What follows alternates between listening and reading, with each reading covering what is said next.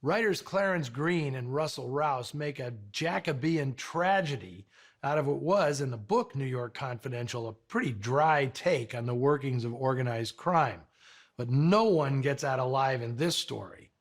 And it's interesting to note that despite the production code still being in effect, the law is nowhere to be found, not even at the end. It's the crooks themselves who provide the square up. By 1955, it was getting harder to sell the moral of a story as crime doesn't pay. It became more a case of live by the gun, die by the gun.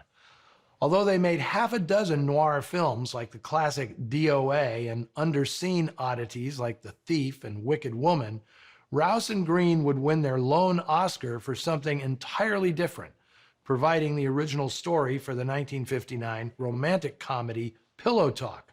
New York Confidential was released in the winter of 1955, by which time Broderick Crawford had played more than his share of bilious, bloviating bad guys.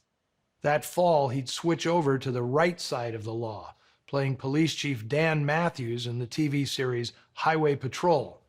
The show was an enormous success, despite Crawford's drinking problem, which ironically led to his driver's license being suspended. The producers had to confine his driving scenes to secluded back roads or rear projection shots, since he wasn't allowed to drive on public streets or highways in California. The same year he made this film, Richard Conte also made The Big Combo, in which he basically had the Charlie Lupo role.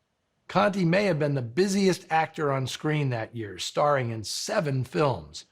Pretty soon, portraying taciturn gangsters became his stock in trade. If it hadn't been for Marlon Brando's 11th hour acceptance of the role, Conte was going to play Vito Corleone in The Godfather, which, no offense to Conte, would not have given that film the prestigious pedigree that Brando's casting provided.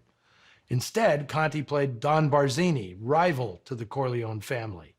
And for the record, this was yet another movie in which Conte played a guy named Nick, which was his actual name. If he'd kept it professionally, would all his characters have been named Richard? Anne Bancroft was only 3 years into her movie career, largely playing young, hot-blooded ethnic roles. No surprise, given her parents were Michael Italiano and Mildred DiNapoli. She'd leave behind sexy girlfriend roles by the end of the decade, winning a Best Actress Oscar for the 1962 film The Miracle Worker.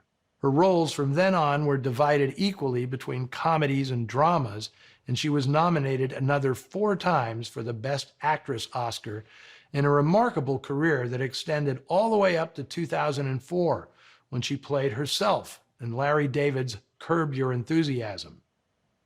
Marilyn Maxwell, who played Iris Palmer, had a personal life far more interesting than her professional career. The big band singer turned actress was a reliably glam presence in lots of 40s musicals and dramas, but it was her long-running affairs with Frank Sinatra and Bob Hope that brought her the most notoriety. She was famously booted from the Sinatra's Christmas party when Frank's wife Nancy discovered Maxwell wearing a bracelet that he had given her as an anniversary gift. Oops. When Maxwell died suddenly of a heart attack at only 50 years of age, Sinatra and Hope were among her honorary pallbearers, as were Bing Crosby and Jack Benny. She'd also been married to actor John Conte, no relation to the star of today's film. Next week, I have a pitch black noir for you, a film I've been eager to show for years, but which only recently emerged from cinema limbo. So, make yourself some salami on rye, get yourself a couple of kosher pickles, and join me for what might be the most vicious performance of Edward G. Robinson's career in the 1954 prison break yarn, Black Tuesday. Until then, see you in the shadows.